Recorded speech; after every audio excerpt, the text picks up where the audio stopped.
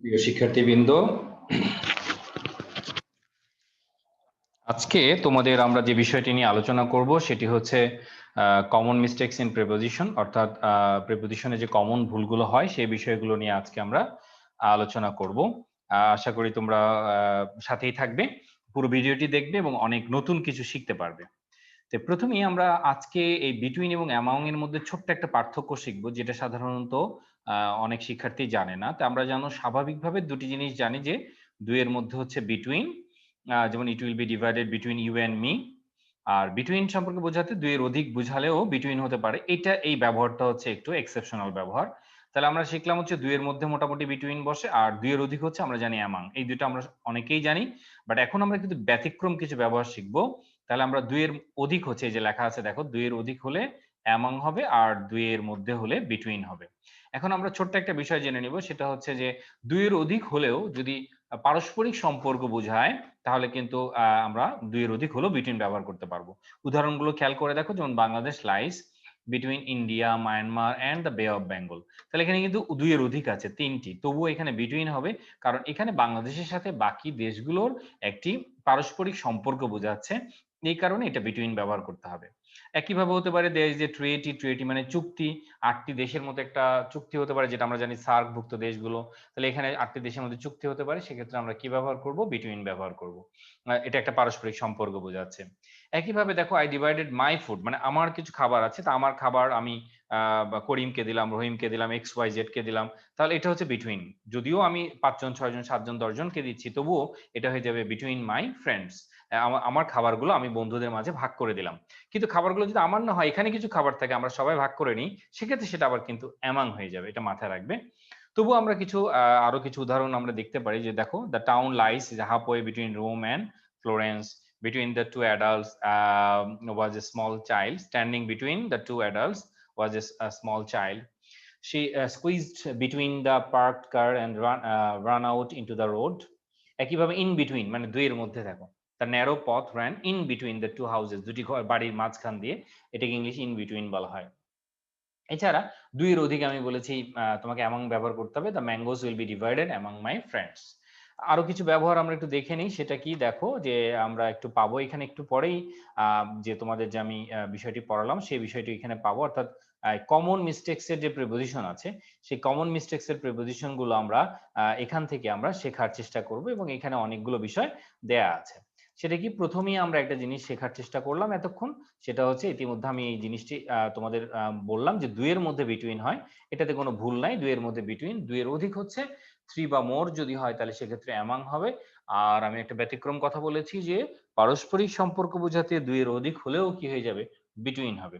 পারস্পরিক সম্পর্ক বোঝাতে দুইয়ের অধিক হলেও আমরা কি ব্যবহার করব? দেখো, বিটুইন ব্যবহার করব। যেমন, there is a treaty between 8 countries, there is a treaty between 8 countries. 8টা দেশের মধ্যে চুক্তি, আমি বলেছি এটা একটা পারস্পরিক সম্পর্ক, এটা একটা পারস্পরিক সম্পর্ক, যার কারণে এখানে কি করতে হবে, যে দেখো এখানে তখন বিটুইন ব্যবহার করতে হবে। তখন আমরা এখানে কি ব্যবহার করব? এই পার্টটাতে আমরা বিটুইন ব্যবহার করব। তাহলে বিটুইন হচ্ছে 2, আর দুইয়ের অধিক হচ্ছে তোমার 3 বা মোর, এরকম যদি হয়, তাহলে কি ব্যবহার করব? আমরা অ্যামাং ব্যবহার করব।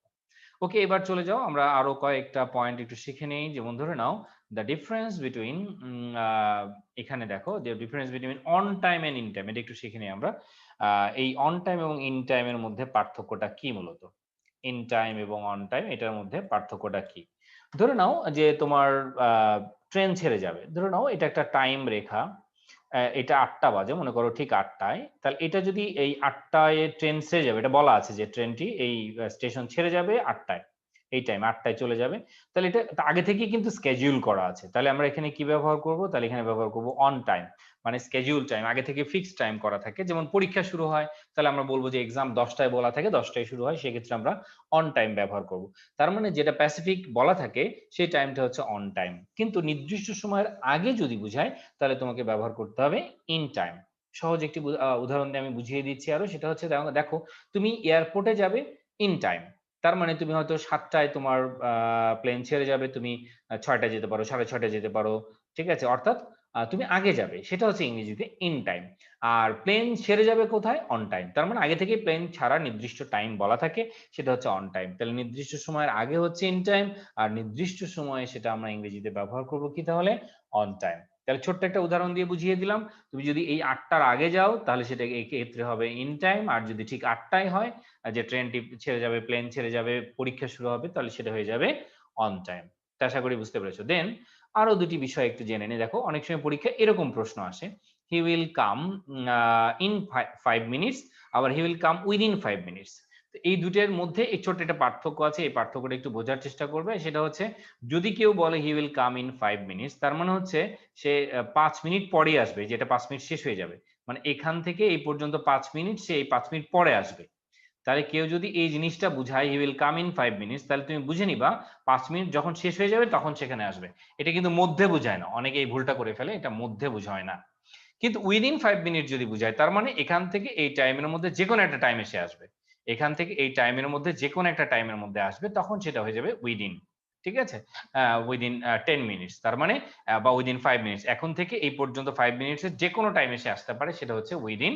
তার মানে এই টাইমে এরকম এরকম যে কোনো টাইমে আসতে পারে। দেখো যে কোনো টাইমে ঘটনাটি ঘটতে পারে, তাহলে সেক্ষেত্রে হবে উইদিন 5 মিনিটস। কিন্তু যদি ইন 5 মিনিটস বুঝায়, তাহলে বুঝাবে শেষ সময় বুঝাবে, অর্থাৎ 5 মিনিট শেষ হয়ে গেলে হয়তো সে আসবে, তাহলে এটা আমরা ইন 5 মিনিটস ব্যবহার করব। তাহলে ছোট্ট একটা বিষয়, কিন্তু তোমরা অনেকগুলো বিষয় এই শিখতে পারলে আশা করি। এছাড়া এখানে আরো দুটি ব্যতিক্রম জিনিস এখানে আমি বা প্রিপোজিশন আমরা আলোচনা করেছি, আমি এখানে আলোচনা করেছি, সেটা খেয়াল করো। Take care of, take care of মানে যত্ন নেয়, আমরা জানি, কিন্তু সেটা যদি কেয়ার হয় তাহলে ফর ব্যবহার করবা। তাহলে টেক কেয়ার হলে আমরা অফ ব্যবহার করব, কিন্তু কেয়ার হলে ফর ব্যবহার করব। তাহলে টেক কেয়ার হলে অফ ব্যবহার করব, কিন্তু কেয়ার হলে ফর ব্যবহার করব। আবারও বলছি, দেখো টেক কেয়ার হলে অফ, কিন্তু কেয়ার হচ্ছে ফর। একইভাবে দেখো এই তিনটা পরীক্ষায় আসে বেশি বেশি গর্ব করা। টেক প্রাইড যদি হয় তাহলে সেক্ষেত্রে হবে ইন। তাহলে টেক প্রাইড যদি হয় তাহলে সেক্ষেত্রে হবে ইন, টেক প্রাইড ইন। গর্বিত যদি বলি তাহলে সেটা হবে প্রাউড অফ। আর গর্ব করা বোঝাতে সেটা হচ্ছে প্রাইড অন হয়ে যাবে। তাহলে টেক প্রাইড ইন, এটার অর্থ গর্ব করা, এটার অর্থ গর্বিত, এটা অর্থ গর্ব করা, কিন্তু যখন টেক থাকবে তখন আমি ব্যবহার করব প্রাইড ইন, অর্থাৎ টেক প্রাইড ইন ব্যবহার করব আমরা, টেক প্রাইড ইন। আর যদি প্রাউড ব্যবহার করি, এটা অ্যাডজেক্টিভ কিন্তু, তাহলে আমি বলবো I am proud of you, এরকম। ঠিক আছে, I am proud of my country, তাহলে প্রাউডের সাথে অফ হবে। কিন্তু প্রাইড সাধারণত যখন ভার্ব হিসেবে কাজ করে, তখন তারপরে প্রিপোজিশন ব্যবহার করতে হবে অন। তাহলে এই অনেকগুলো কমন মিস্টেকস আমি আলোচনা করলাম, আর এই জিনিসগুলো তোমার কাজে লাগবে আশা করি। এছাড়া এবার আসো আমরা আরো তিনটি প্রিপোজিশন, একটু ঝামেলা হয় অর্থাৎ পরীক্ষার হলের মধ্যে আমরা যে জিনিসগুলো কনফিউশন থাকে আমাদের, এবং আমরা যেহেতু দ্বিধায় পড়ে যাই যে কোনটি অ্যান্সার করব, সেটা শর্টকাট মনে রাখবা। ইনসিস্ট অন, কনসিস্ট অফ, কিন্তু পারসিস্ট ইন, এই তিনটে জিনিস মনে রাখবা আলাদাভাবে। আমি আবারও বলে নিচ্ছি, দেখো সেটা কি হবে? ইনসিস্ট অন, এটা এক ধরনের জিদ ধরা। ঠিক আছে, ইনসিস্ট অন, যে he insisted on my going there. ঠিক আছে, he insisted on his going there, he insisted on his going there. তাহলে ইনসিস্টের সাথে আমরা কি ব্যবহার করব? অন ব্যবহার করব, এটা একটু মনে রাখবে। তাহলে আশা করি তোমরা এটা বিষয়টা ইনসিস্টের সাথে অন হবে, এটা এক ধরনের জিদ ধরা বোঝায়। আর কনসিস্ট অফ মানে হচ্ছে গঠিত, এটা একটু মনে রাখবে তোমরা। কনসিস্ট অফ এটার অর্থ হচ্ছে গঠিত, কনসিস্ট অফ মানে গঠিত। আর পারসিস্ট ইন মানেও এরকম অধ্যবসায়, কোনো কিছুতে লেগে থাকা, অর্থাৎ তোমার মধ্যে ধৈর্য নিয়ে কোনো কিছু করতে থাকা, তাহলে সেক্ষেত্রে পারসিস্ট ইন ব্যবহার করতে হয়। তাহলে শর্টকাট মনে রাখবে তোমরা, কয়েকবার যদি রিপিট করো তাহলে তোমার জন্য সুবিধা হবে। Insist on, consist of, persist in, এভাবে কয়েকবার পড়লে যদি হয় তাহলে এটার কখনো ভুল হবে না। Insist on, consist of, persist in. তবে কনসিস্টের সাথে ইন একটা আছে, সেটা হচ্ছে নিহিত। ফ্রেজাল ভার্ব দেয়া আছে নিহিত, ওইটাও তোমরা জেনে নিতে পারো, কনসিস্ট ইন। আচ্ছা, তাহলে আশা করি বুঝতে পেরেছো। এবার আসো আমরা আরো কয়েকটা পয়েন্ট শিখে নিই। সেটা হচ্ছে অনেক সময় এই ধরনের সেন্টেন্সও তুমি ইংরেজিতে দেখতে পাবে। সেটা কি? I shall have finished the work by 5 PM। ঠিক আছে, বাই 5 PM, অর্থাৎ 5টার আগে আমি কাজটি শেষ করে থাকবো। এই ধরনের বাই ব্যবহার করা মানে হচ্ছে আমি এর আগে কাজটি শেষ করে থাকবো। ঠিক আছে, তাহলে I shall have finished the work by 5 PM, এটা হচ্ছে ধরে নাও এটা 5টা বাজে, আমি এর আগেই কাজটি শেষ করব। এখানে 5টা দেয়া আছে, তাহলে এর আগেই আমি কাজটি শেষ করব, তাহলে সেক্ষেত্রে বাই ব্যবহার করতে হবে। ঠিক আছে, বাই ব্যবহার করতে হবে। আর এখানে মনে রাখবে যদি আগামীতে বলা হয় যে আগামী সোমবার থেকে, তখন কিন্তু আর সিন্স ব্যবহার করব না, তখন আমরা ব্যবহার করব ফ্রম। ঠিক আছে, ফ্রম ব্যবহার করব। It will start from Monday, it will start from Monday, তখন আমরা ফ্রম ব্যবহার করব। তাহলে এই জায়গাটি তো অনেক সময় ভুল হয় তোমাদের জন্য, কারণ এখানে ছোট্ট একটা পয়েন্ট গত ক্লাসে আমি আলোচনা করেছিলাম, একটু দেখে নিও। এই জায়গাটা যদি আমি বলি যে সিন্স, সিন্স হচ্ছে কি? Starting point. সিন্স হচ্ছে তোমার স্টার্টিং পয়েন্ট, অর্থাৎ যেখান থেকে শুরু সেটা ইংলিশে সিন্স ব্যবহার করতে হয়। যেমন ধরে নাও শুক্রবার থেকে আমি বলেছিলাম সিন্স ফ্রাইডে, সকাল থেকে সিন্স মর্নিং, 10টা থেকে সিন্স 10 AM বা PM, জাস্ট শুরুটা বোঝায়। তাহলে যদি শুরুটা বোঝায় তখন এটা সিন্স ব্যবহার করতে হয়। আর এটা বাংলা অর্থ হবে হতে বা থেকে। গত ক্লাসে আছে, দেখো এর আগের ভিডিওটাতে আছে সিন্স এবং ফরের পার্থক্যটা, তোমরা ওটা একটু দেখে নাও, জাস্ট আমি এখানে একটু রিপিট করলাম এটা। তাহলে সিন্স হচ্ছে যে ধরে, হতে বা থেকে, আর ফরের বাংলা হবে ধরে বা যাবত, যেখানে শুরু এবং শেষ দুইটাই দেয়া থাকে। এই যেখানে দেখো দেয়া আছে অর্থাৎ এই টাইমটা আমি যদি বলি 3 দিন ধরে, তাহলে এই যে 3 দিন, একদিন ধরে নিতে পারো, একদিন 2 দিন, এটা হচ্ছে 3 দিন, তাহলে 3 দিন ধরে এই পুরোটা দিন, এই পুরো 3 দিন মিলে আমি বলবো 3 দিন ধরে আর কি, তখন ফর। আর শুধু শুক্রবার থেকে আজকে কি বার এটা বলা নেই, শুধু শুরুটা বলা আছে, শুধু শুরুটা বলা আছে, তাহলে সেটা হচ্ছে সিন্স। তাহলে এটার অর্থ হচ্ছে ধরে বা যাবত, আর এটার অর্থ হচ্ছে হতে বা থেকে আর কি, হতে বা থেকে। তাহলে আমরা এবার যেটা আছে, দেখো এবার ডাইয়ের কিছু ব্যবহার তোমাদের পরীক্ষায় আসে, এটা নিয়ে অনেকেই ডাই নিয়ে সমস্যায় পড়ে যাও, অথবা ডাইয়ের কনফিউশন থাকে তোমাদের, যে এই কারণে এটাই লেকচারটি খুবই গুরুত্বপূর্ণ বলেছিলাম, একটু ভালো করে দেখো, এটা কাজে লাগবে তোমার। তাহলে দেখো ডাই অফ বা ফ্রম, মনে রাখবা রোগে মারা যাওয়া ডাই অফ হতে পারে, ফ্রম হতে পারে। যেটা দেখবা যে আমাদের বাংলাদেশে কিন্তু অফটা প্রচলিত, অফটা প্রচলিত সাধারণত বইগুলোতে এভাবে বলা থাকে যে রোগে মারা গেলে কি হবে, ডাই অফ, রোগে মারা গেলে ডাই অফ হবে। কিন্তু মনে রাখবে যে অক্সফোর্ড ডিকশনারিতে আছে রোগে মারা গেলে ডাই ফ্রমও ব্যবহার করা যাবে, ডাইট অফ হাঙ্গার বা ফ্রম হাঙ্গার, ঠিক আছে, ডাইট অফ ক্যান্সার, ফ্রম ক্যান্সার, তবে অফটা প্রচলিত আর কি এখানে, ঠিক আছে। কিন্তু যদি অতিরিক্ত কোনো কিছুর প্রভাবে মারা যাও তখন আবার ফ্রমটা ব্যবহার করতে হবে, ডাই ফ্রম। অতিরিক্ত কোনো কিছুর প্রভাবে মারা গেলে, অথবা তুমি বেশি খেয়েছো এই কারণে মারা যেতে পারো, বেশি পরিশ্রম করেছো এই কারণে মারা যেতে পারো, ওভারইটিং হতে পারে, তাহলে ডাইট ফ্রম ওভারইটিং। তাহলে এক্ষেত্রে আমরা দেখলাম রোগে মারা গেলে দুটোই হতে পারে, তবে আমরা অপের প্রচলনটা বেশি। আর ডাই ফ্রমের যেটা বিষয়টা আমরা শিখলাম, সেটা আমরা ইতিমধ্যে বুঝতে পেরেছি যে যদি কোনো কিছু অতিরিক্ত প্রভাবে মারা যায় তাহলে আমরা ডাই ফ্রম ব্যবহার করব। আর এক্ষেত্রে ডাই অপের প্রচলন বেশি, কিন্তু কিছু কিছু ক্ষেত্রে আমরা দেখবো যে দুইটাই রাইট, সেটা অক্সফোর্ড কেমব্রিজ সব ডিকশনারিতে এই বিষয়টি দেয়া আছে, কিন্তু আমাদের দেশে অপটা প্রচলিত। ডাই ইন, এটা অনেকে ভুল জানে, ডাইড বাই মনে করে অনেকে, না, এটা রোড, অর্থাৎ রোড অ্যাক্সিডেন্টে যদি কেউ মারা যায়, he died in a road accident, তখন আমরা ইন ব্যবহার করবো, he died not by a road accident, আমরা বলবো he died in a road accident. হ্যাঁ, কেউ যদি বলে বাই অ্যাক্সিডেন্ট, ওই শব্দের অর্থটা ভিন্ন, ওই শব্দের অর্থ হচ্ছে যে মানে দুর্ভাগ্যক্রমে, সেটা দুর্ঘটনা না, দুর্ভাগ্য এক জিনিস, দুর্ঘটনা আরেক জিনিস, ঠিক আছে, দুর্ভাগ্যক্রমে, তাহলে সেটার ক্ষেত্রে হবে যে বাই অ্যাক্সিডেন্ট কথাটি ব্যবহার করা যাবে। কিন্তু যদি রোড অ্যাক্সিডেন্ট ক্ষেত্রে হয় বা কোনো যে কোনো অ্যাক্সিডেন্ট ক্ষেত্রে হতে পারে, প্লেন অ্যাক্সিডেন্ট বা প্লেন ক্র্যাশ হতে পারে, এরকম যে কোনো কিছুর ক্ষেত্রে আমরা ডাই ইন ব্যবহার করব। দেন এবার কোনো কিছুর জন্য যদি বুঝাই, যেমন দেশের জন্য হতে পারে, আমরা সহজ বিষয় বলতে পারি দেশের জন্য হতে পারে, কারো জন্য হতে পারে, কোনো কিছুর জন্য হতে পারে, তাহলে ডাইট ফর। যেমন যে অনেক মানুষই আমরা দেশের জন্য জীবন দিই, তাহলে ডাইট ফর দেয়ার কান্ট্রি, তাদের দেশের জন্য তারা জীবন দিল আর কি, এরকম, তখন ডাই ফর ব্যবহার করবা কোনো কিছুর জন্য ব্যবহার করলে, ঠিক আছে। দেখবো যে অনেকেই আছে যে কারো জন্য মারা যায়, সেক্ষেত্রে ডাই ফর ব্যবহার করতে হবে।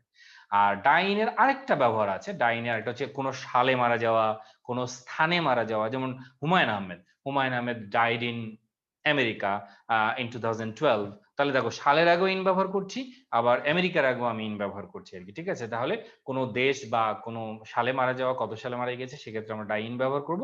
আর একটা হচ্ছে শান্তিতে মারা যাওয়া, সেক্ষেত্রে আমরা ডাই ইন ব্যবহার করব, ঠিক আছে, শান্তিতে মারা যাওয়া, অর্থাৎ সহজ ভাষায় বলে যে হি ডাইড ইন পিচ, তাহলে আমরা স্বাভাবিকভাবে মারা যাওয়া যেটা, সেক্ষেত্রে আমরা ডাই ইন ব্যবহার করতে পারবো। ওকে, এরপরে আছে দেখো বাকি বাম পাশে আরো 3টি প্রিপোজিশন নিয়ে এখানে আলোচনা করা হয়েছে, সেটা হচ্ছে ডাই আউট, ডাই অফ এবং ডাই ডাউন, 3টা প্রিপোজিশন এখানে আলোচনা করা হয়েছে। সেটা দেখো ডাই আউট হচ্ছে এই প্রথম শব্দটি মনে রাখবে, যেমন ধীরে ধীরে বিলুপ্ত হয়ে যাওয়া, কোনো কিছু বিলুপ্তর পথে চলে যাওয়া, হারিয়ে যাওয়া, ধ্বংস হয়ে যাওয়া, তাহলে ডাই আউট ব্যবহার করবে। যেমন ডাইনোসর পৃথিবী থেকে নিশ্চিহ্ন হয়ে গিয়েছে, তাহলে এটা হচ্ছে ডাই আউট। আর ডাই অফ যেটা, সেটা হচ্ছে সাধারণত গাছপালা বা কোনো এনিমেল একটার পর একটা মারা যাওয়া, ঠিক আছে, একের পর এক মারা যাওয়া, মারা যেতে থাকা, সেক্ষেত্রে ইংরেজিতে ডাই অফ ব্যবহার করা হয়, ঠিক আছে।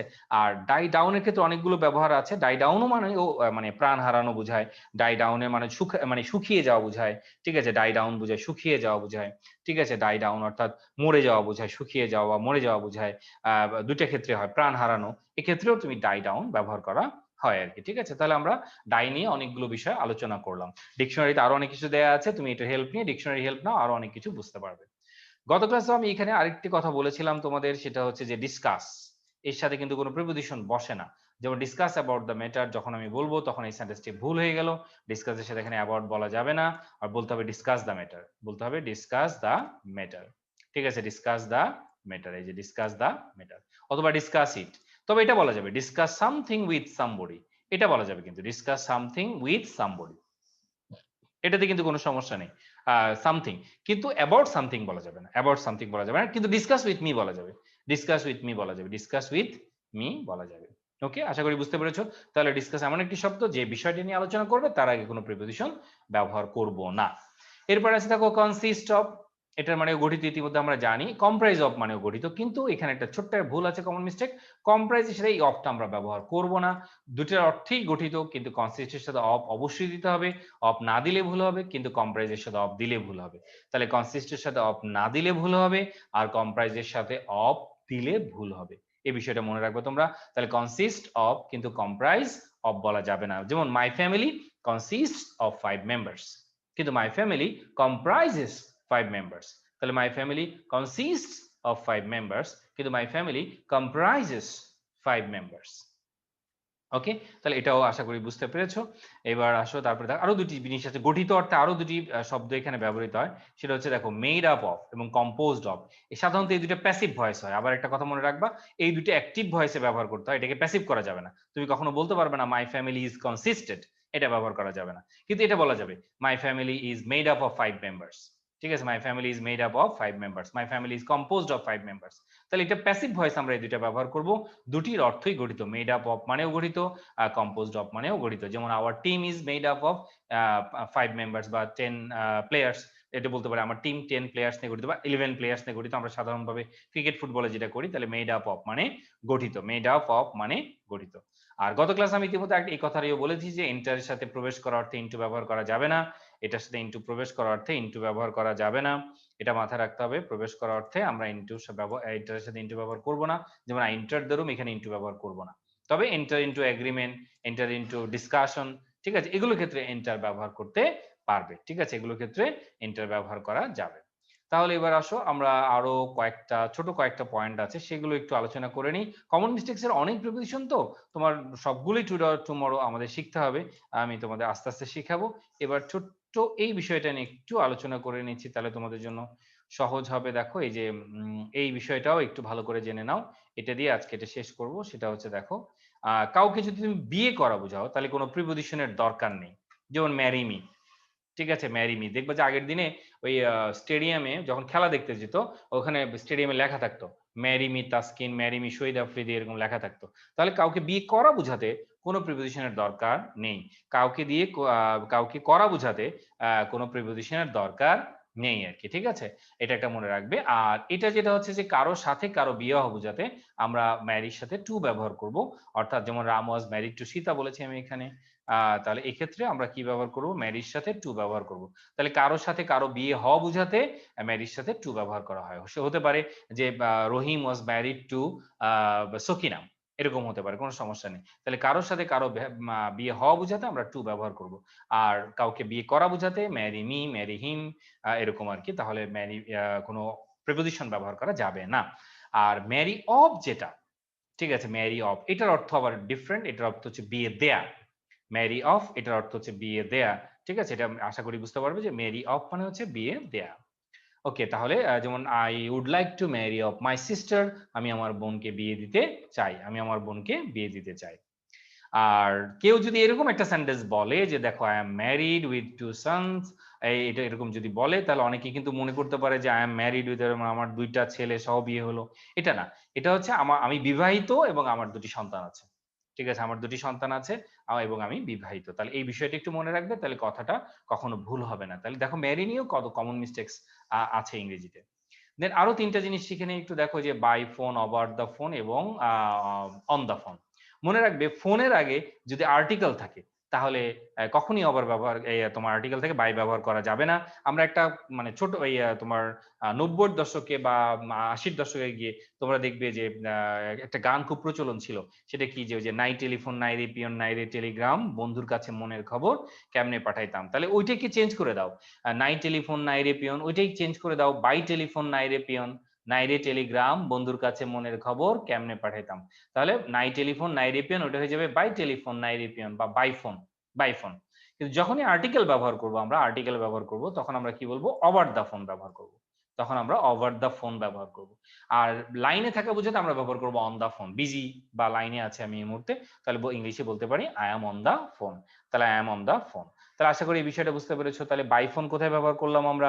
ঠিক আছে, বাই ফোন কোথায় ব্যবহার করলাম, একইভাবে ওভার দ্য ফোন কোথায় ব্যবহার করলাম, এবং অন দ্য ফোন কোথায় ব্যবহার করলাম। অর্থাৎ ফোনের আগে বা টেলিফোনের আগে বাই হবে, যদি আর্টিকেল থাকে তাহলে আমরা ওভার ব্যবহার করব। আরেকটা হচ্ছে যদি অন দ্য ফোন বোঝায় তাহলে আমি ব্যস্ততা বোঝাতে এই জিনিসটি ব্যবহার করতে পারবো। তা আশা করি তোমরা এই বিষয়টি বুঝতে পেরেছো। সবাইকে ধন্যবাদ। এতটুকুই। তাহলে অনেকগুলো বিষয় আজকে আলোচনা করলাম। এভাবে ধারাবাহিকভাবে 200 এর ক্লাসগুলো করতে থাকো।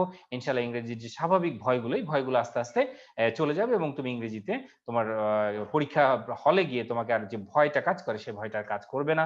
আর সেক্ষেত্রে তোমাদের যদি কোনো সাজেশন থাকে অবশ্যই কমেন্ট করে জানাবে যে তুমি কি জানতে চাও বা কি ধরনের ক্লাস হলে তোমার জন্য আরো ভালো হয় সেটা তুমি জানতে পারবে। ঠিক আছে?